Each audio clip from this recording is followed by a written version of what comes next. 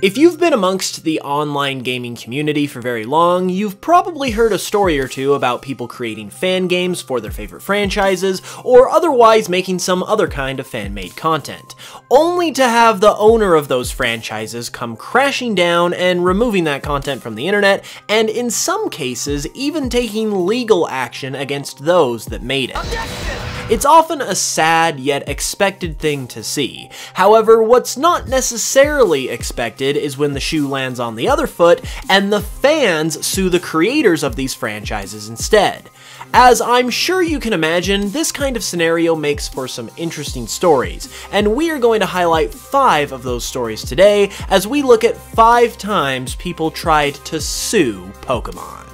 This first story comes right out of the 90s, when Pokemania was alive and thriving. If you're old enough, you probably remember that during this time, Burger King had been releasing promotional Pokemon toys in their kids' meals that included both an actual Pokemon toy as well as a Pokeball to keep it inside. These toys were all the rage back in the day, but personally, as I can remember experiencing this myself, as fast as I was able to convince my parents to go to Burger King and amass a collection of a few of their toys, I started hearing about a recall on the toys, and that people were encouraged to return the toys to Burger King in exchange for free food, and handing out of the toys at the restaurants was subsequently halted.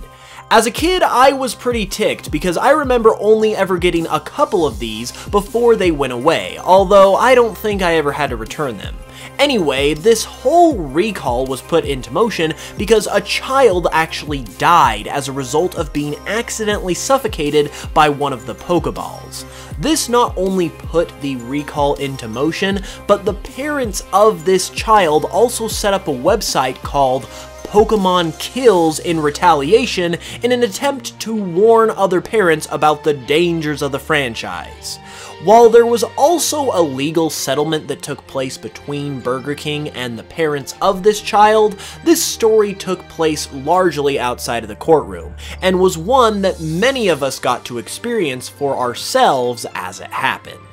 Next up is probably the most notable Pokemon legal battle ever. Heading back to the 90s once again, famed illusionist and magician Uri Geller once tried to sue Nintendo for $87 million, claiming that Kadabra is an unauthorized depiction of himself.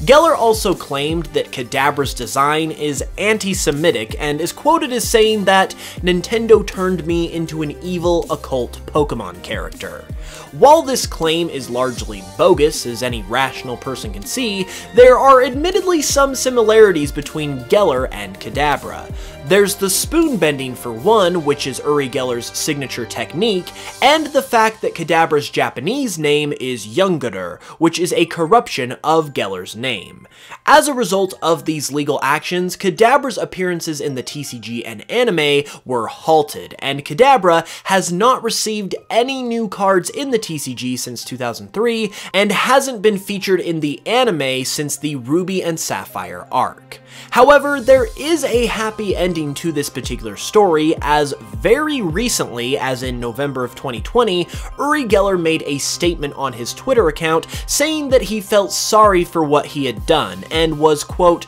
releasing the ban on Kadabra, paving the way for Kadabra to start appearing in the TCG and anime again, so hopefully we will see this happen soon.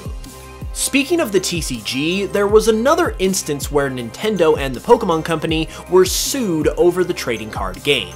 Wizards of the Coast, who are a gaming company responsible for other card games like Magic the Gathering, were the original developers and distributors of the Pokemon trading card game outside of Japan.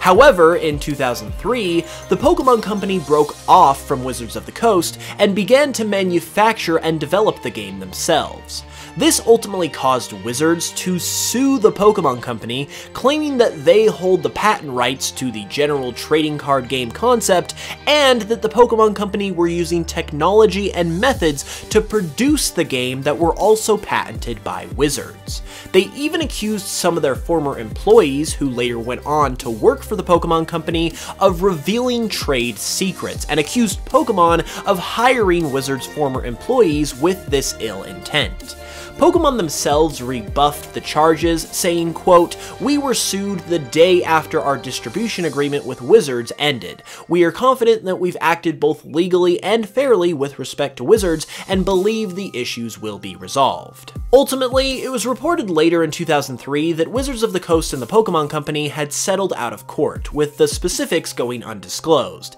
and since then the Pokémon Company has been in charge of the TCG even to this day. Given that this was ultimately resolved behind closed doors, it's hard to say who is in the wrong here, but ultimately it worked out for the best as the Pokémon TCG continues to be as successful as it ever has been.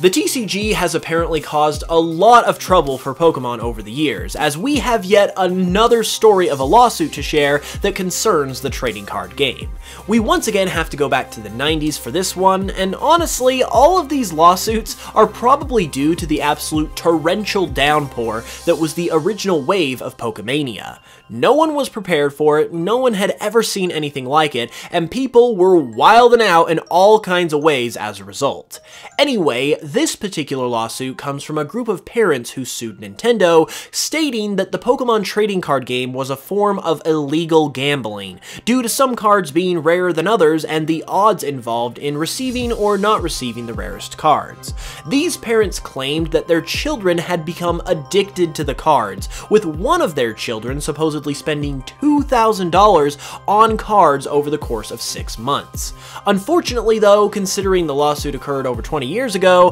I was unable to find anywhere that had recorded the final result of it, although considering Pokemon cards are sold the exact same way now the way they were back then with no issue, I would say it probably went well for Nintendo. Additionally, the child of one of the mothers who filed the suit is quoted as saying, "Don't waste your time, don't waste your money concerning Pokemon cards," which was said after the lawsuit had been filed. But ironically, if he and his mom hadn't been so quick to vilify Pokemon, they could very possibly have had hundreds of thousands of dollars worth of cards on their hands now, considering what they spent on them back in the day and considering what some of the rarer cards from the original base set sell for nowadays, making it not such a waste after all. However, this conversation isn't exactly out of nowhere, because a very similar one is currently going on concerning in-game loot boxes and whether they are a form of illegal gambling. I'm not a lawyer, so that's about as far as I'm gonna go on that topic, but I am glad that Pokemon cards are still being sold the way they always have been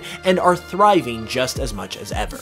Remember how I mentioned the possibility that all these lawsuits were coming as a result of people not knowing how to deal with the Pokemon phenomenon? Well, that theory might actually be right, as when we saw the second wave of Pokemania that was brought on by Pokemon Go in 2016, it brought along with it, you guessed it, a whole bunch more lawsuits. There have actually been multiple lawsuits filed in relation to Pokemon Go, including one filed by a group of people that claimed the game was encouraging people to trespass on their property in order to catch Pokemon and claim goods from Pokestops. This is one lawsuit that actually saw a settlement from Niantic, Pokemon Go's developer, and ultimately is somewhat understandable, but this next one is absolutely wild. One Pokemon Go player sued Niantic directly after attending the Pokemon Go Fest in 2017, which was deemed a bit of a mess after being unprepared to handle the massive amounts of people that attended. This person sued for reimbursement of all travel and hotel costs associated with them attending the event, and that was after Niantic had already offered those who had attended the event a refund of their ticket, as well as $100 worth of purchase credit within the game itself. While seeming kind of drastic, this lawsuit actually ended up being fruitful for the individual in this case, as Niantic eventually agreed to pay $1.5 million to pay for the travel costs of not just the man who filed the suit, but for all attendees, of which there were an estimated 20,000. Quite the drastic measures if you ask me, but apparently that Go Fest was a disaster, so maybe it was warranted after all. So those were just a couple stories of times where people tried to sue Pokemon. Bit of a different video, but if you enjoyed it, be sure to leave a like and let me know, and subscribe for more Pokemon content all the time. You can also support the channel further if you would like by listening to my Pokemon remixes on Spotify and by watching my Pokemon Cardinal series here on YouTube. With that said, I will see you all soon with another video, and until then, as always, I will smell you guys later.